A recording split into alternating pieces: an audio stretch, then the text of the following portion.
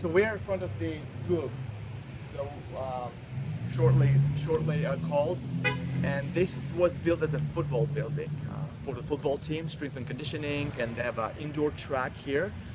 But our varsity teams share the place with them for the conditioning practices. So we're gonna take. So all the other teams.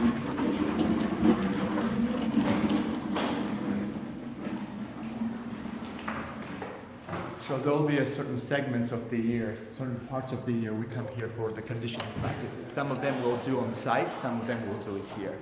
So it has a lot of football memorabilia, the Heismans. Yeah, we see here all the. All 7 Heismans for. So this is also the football school, by the way. Yeah. It's not just the thing. Hi guys, how are you? So those are our nutritionists, team nutritionists. Oh, the ones you spoke of earlier.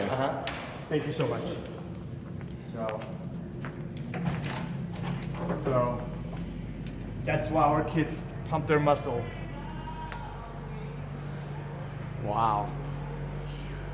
So if they have individual workouts, they will have their workouts will be emailed to them on the iPads, and they can open up and just.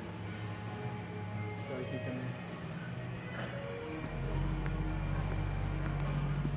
And they don't lift that much. I mean, those are not just for fencers. Just if you're ever. Despite the fencing legs.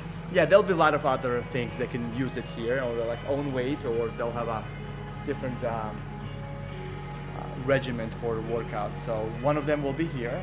If they do plyometrics and accelerations and sprints, that will be happening right here, guys.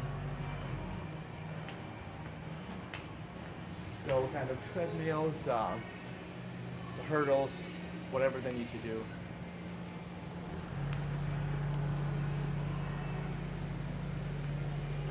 And the nutritionists are also here. So. And these so this is kind of like the nutrition station, They have if you will. Refueling station, but Refueling. They're also located here. Okay. So they will come and meet with the team on site. But if they need a quick consultation, this will be the place that will come here and talk to them. Okay. So, yeah. And then you mentioned the refueling component. So if they have a morning workout or something, they have an opportunity to grab a snack. Absolutely. Go from there. What's the nature of that? I mean, are there any certain restrictions? Can they grab a Gatorade? Can they grab 4 Gatorades? They could whatever they need. Whatever they need. Whatever they need. It'll be protein shakes, protein bars. We usually have a lot of those on site for it there. But if they're walking by and they don't need to go to fencing gym, they can come stop here or a few other places on campus and be able to get that. Awesome. So. They have turf year round, not just in the summer. Oh yeah. Well. So, Coach, how much of a focus is the strength and conditioning aspect for your program? Is this something that you guys focus on 2 times a week, 4 times a week? Is it something that it's on your own? No, it's 3 times a week. It's a mandatory, and they also have a volunteer lifts or volunteer workouts. That's between our athletes and the conditioning coach. So we'll facilitate their talks together, but they have to come up with a program. And I would say the 40 to almost half a team does it also volunteer workouts in the mornings. Okay, and that's typically when the team is working out. It's a morning program. We do once a week in the morning program. As a team. As a team, but we do a mandatory like before practice starts Monday, Wednesday, Friday. Pre-season, we would call it before January. When we start kicking the high gear and start competing after the NCAA calendar, we'll shrink the 3 to 2 times a week the conditioning practices. Okay. Due to the traveling Mondays and Fridays or coming back.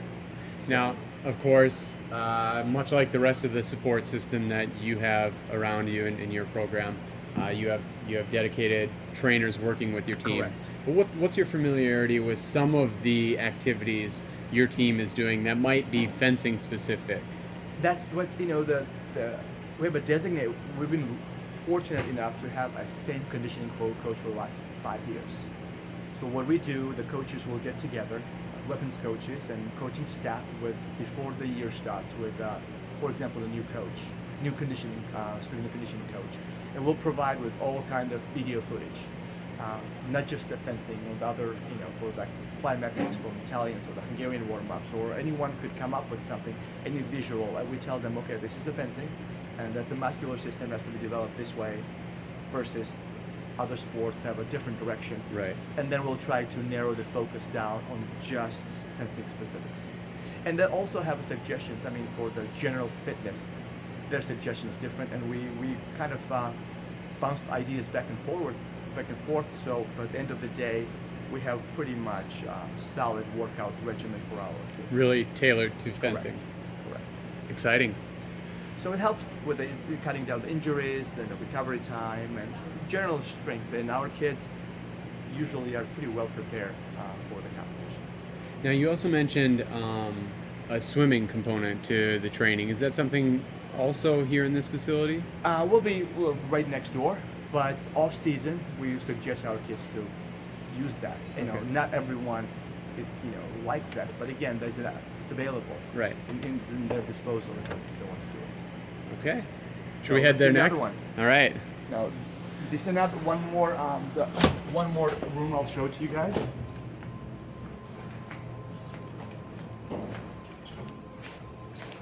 Two more actually. This will be the.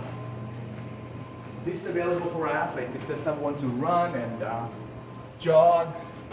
And as you know, it's not California, so we don't have a 72-degree weather all year round. So, starting in mid-October to late October, the kids could come here and do the long distance running. Wow.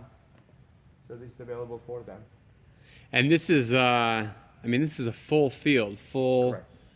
full-size football field. The football or soccer will be using inside, so we could have a lanes anytime we want here. And with this, I have to imagine you guys are maybe doing a combination of track running, but also like wind sprints or conditioning there. That's when they're their own, because our conditioning will be kind of condensed to the change of directions and acceleration. So they can come here if they want to before practice or during the week or during the weekend and use these facilities. And this is open for varsity student athletes only. So as long as they have their ID with them, they can come and use this. Okay. And with the strength and conditioning room that we just came from, do they incorporate this room into the training with more of these long distance activities? We could at the beginning of the year, but we usually don't at the beginning of because the weather is outside, it's pretty good, so we run outside. Okay. In the lakes or the stadium or something like this. This is during the winter if we want to do the session when we do, for example, like 400 meters or like endurance training. Right. If we want to do that, we can do it too. But it's still largely autonomous and on your own for the athletes. It's if they're seeking like an additional bump in their game or something. And if that's the case, they can simply reach out to the strength and conditioning trainers or just take it upon themselves. Usually the strength and conditioning coach will be will direct the traffic and again, either way, this is available for them. Awesome. So, I'm I'm going to show you the athletic training.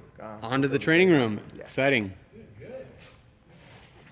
Now, Coach, for you as a coach, working with a lot of these high-level athletes who are not only successful in the NCAA circuit but also internationally and at the Olympic level, what are some of the key cross-training activities that you hope your athletes are taking advantage of or focusing on?